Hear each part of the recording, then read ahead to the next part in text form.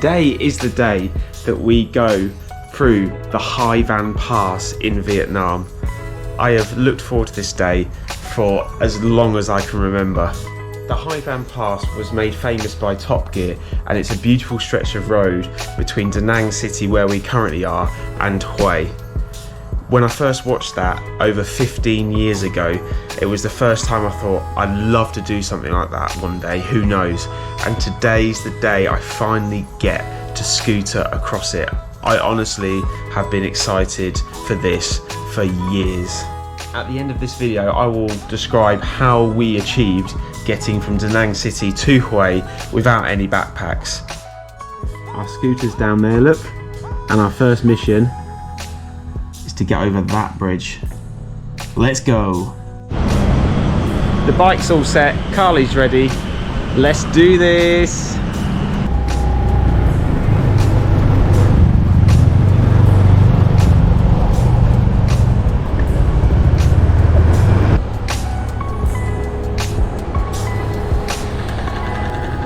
First stop is to get some fuel, because as usual with scooter rental in Southeast Asia, they give it to you absolutely empty.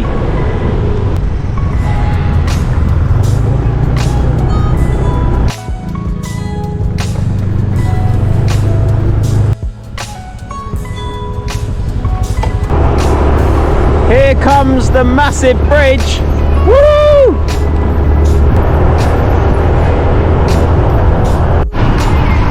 The views already are amazing.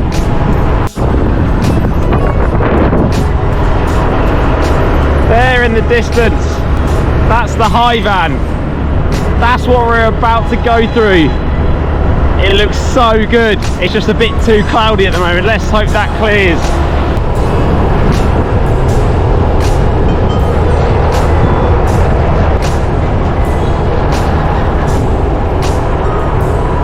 So I've just quickly pulled over to check the footage and make sure it looks alright, and I'm so happy with it. I can't wait to edit this one. There is a number of people that's already gone past that looks like they're doing a Hai Van similar to us with the bags on the back of the bike. But as you can see in the distance, there is the start of the Hai Van Pass.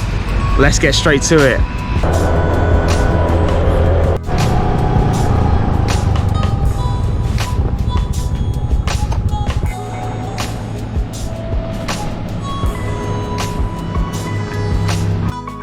So we've only been going about 5 minutes up the Hai Van, but already we're quite steep and the views are absolutely incredible. I can't wait for the rest of this Hai Van Pass. It looks so good.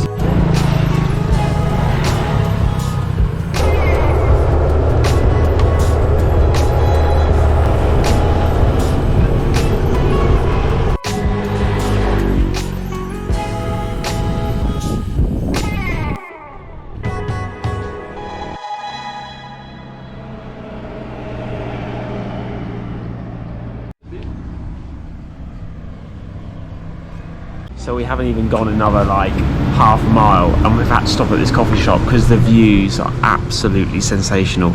So we've got ourselves a couple of milk coffees and we're just going to sit here for half an hour in the shade, nice and cool, and then just enjoy these views.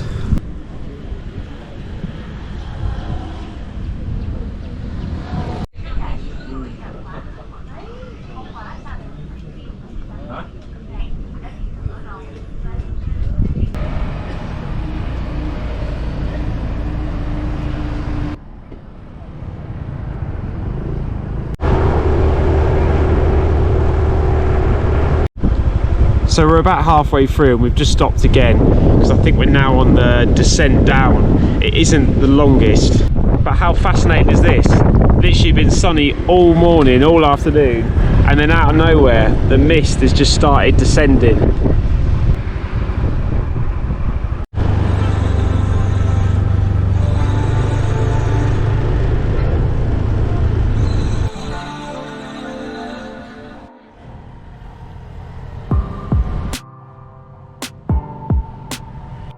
Oh, I also forgot to mention that the company that we booked through to get the scooter gave us a full Google Map itinerary route of the Hai Van, and during it there's specific stops Now this one is actually off the main High Van route. It's just a road, derelict barriers, but they suggested to come here to get this view.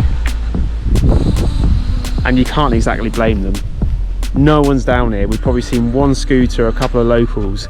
Other than that, it's just Carly and I exploring these amazing hills to ourselves.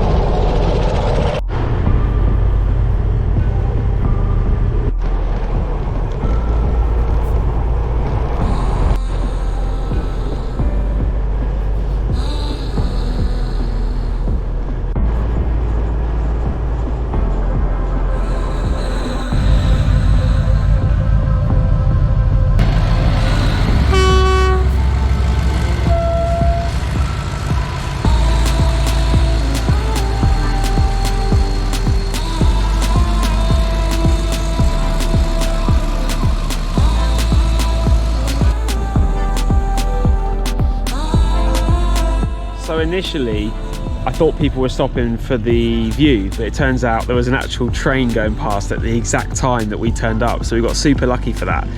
But then I realised something even more special.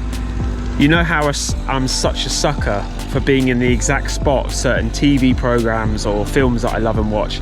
Like I say, Top Gear Vietnam Special was the first time I ever got excited about travelling. And when Jeremy sees the end of the High Van Pass, this is the exact spot he was in, with the bridge and the sea and the beach. It's just so surreal to see it. It's amazing. The coastline, the big new engineering projects and the traditional fishing scene down here. That's natural. It is a fabulous country, it really is. So that is the High Van Pass done. Carly and I have completed it.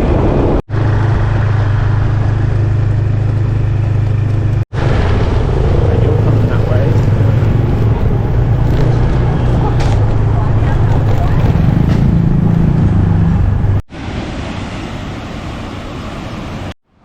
So with the High Van completed and behind us, we thought we'd come to the village that you see over the top with those bridges.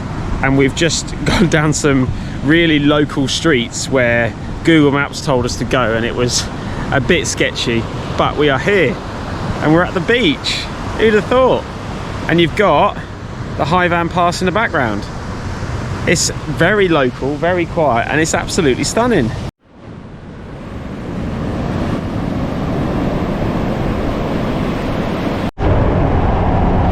I can't believe how quiet this road is compared to what Da Nang was like. It's just as big a road, but there's just no one here.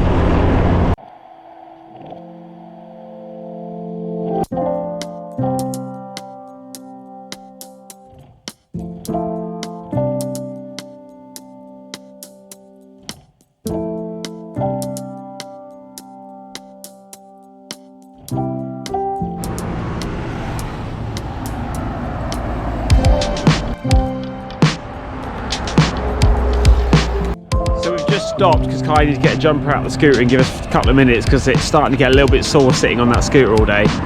But this country is one of the most beautiful I've ever been to. This is just by the side of the road. It's stunning.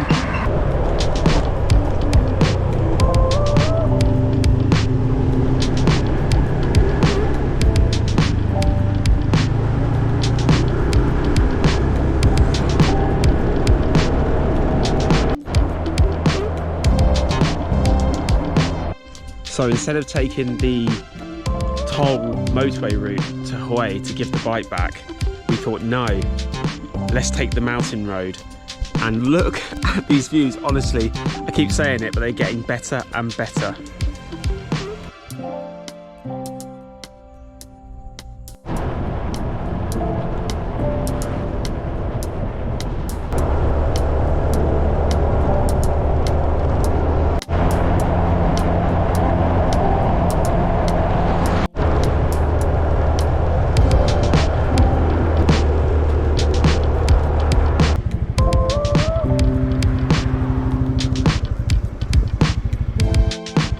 though we're on the bridge, we just had to stop. Both sides of it are just absolutely mesmerisingly beautiful.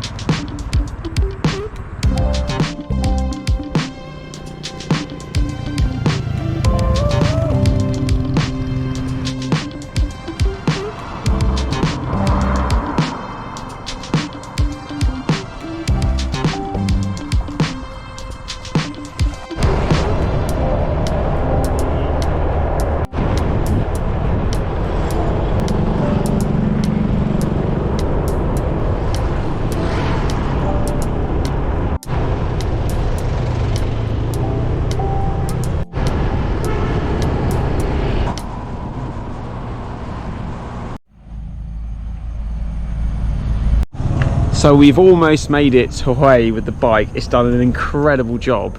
We've just got off the motorway after a good hour of just slamming down it, passing lorries, trucks, you name it. Before we give the bike back, however, though, we are going to try and go to a very special place. This is an abandoned theme park on the outskirts of Hue. It's supposed to be incredible sights. We've probably just got enough sunlight. It goes dark in about 2 hours, hour and a half. We've just pulled off the motorway and look, again, Vietnam is unbelievably special. Look at the views. We've literally just come off the motorway. We're 5 kilometers from this theme park and we're just in the most beautiful setting. We've just come off the bike, so we're having a quick stretch, just regather our strength, ready for the final push to Hue. I think we're coming up to the outskirts of it now because it's starting to look a little bit run down with no one here. So I think we've entered. There is other people here. There's the odd scooter. We've seen a few tourists. Just see if we can get closer to some of the well-known abandoned attractions.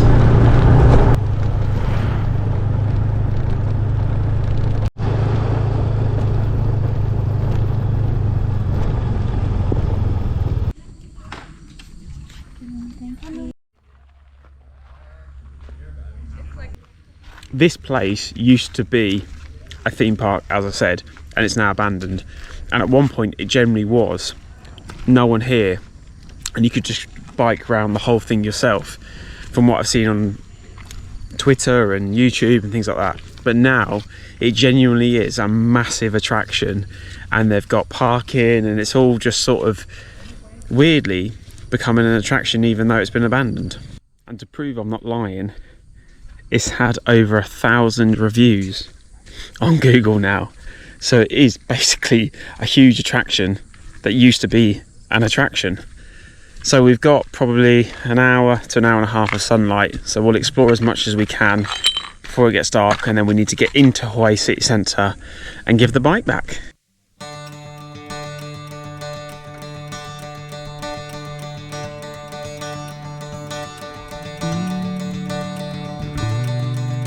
So you've got your booth there, your ticket counter. I think this part used to be an aquarium by the looks of all the glass. This would feel quite eerie if it wasn't for the fact that there's quite a few other tourists here as well.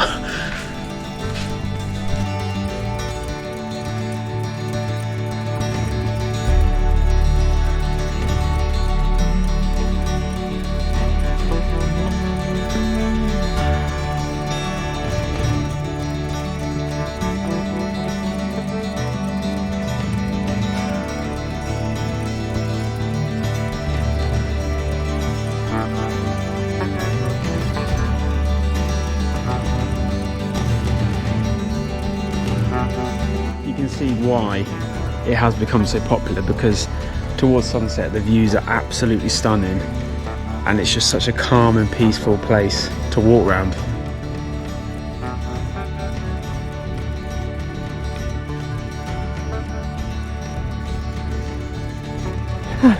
No way, completely abandoned water slides.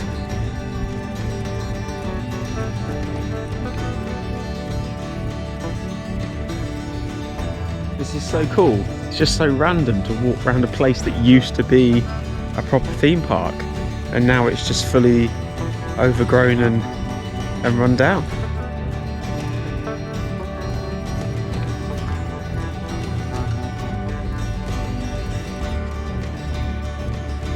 Carly, do you fancy a swim?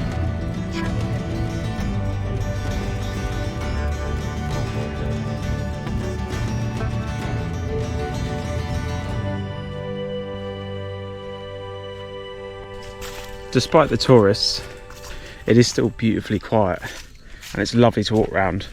But if I'm being honest, we're probably just both so happy to be actually walking. We've been on that scooter for how long today? 6-7 hours? Yeah. Our bums needed to recover. Yeah, we're so sore. So it's just nice to have a little sunset walk around, well, basically a forest. It's absolutely beautiful.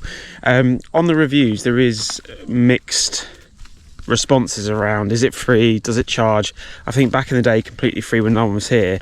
But locals have got hold of the tourist trap element and they've now set up like car parks and snacks and things like that. So it was free to park, but 20,000 each to get in. I think they've just plucked the number out of the air, because I've seen things online saying it was 25,000, 5,000. So just be prepared to pay a little bit if someone's around. But realistically, 20,000 dong is really not that much money at all.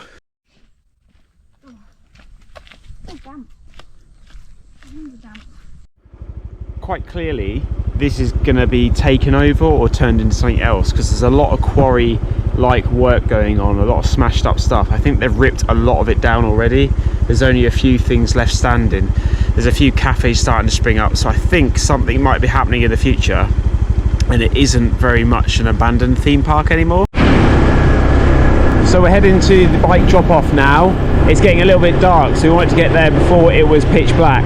And we're just riding around these back streets of Ao Sa Hui, and it's absolutely stunning.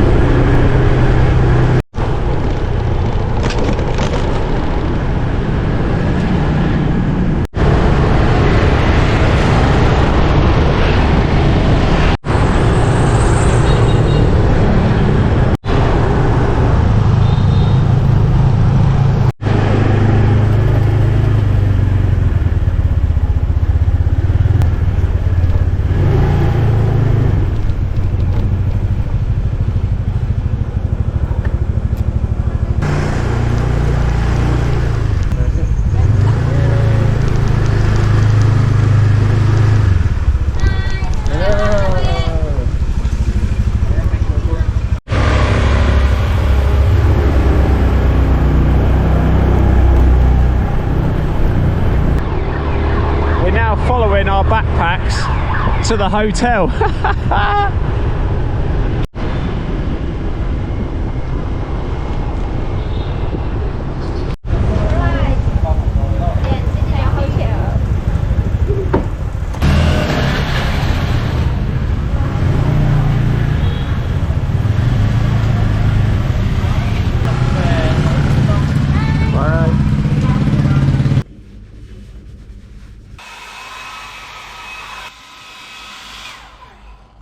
We are finally in the hotel. Oh, it's just so good to have a nice hot shower. We started the day at 11 AM and we got here around 6 PM. So almost 7 hours non-stop on the scooter.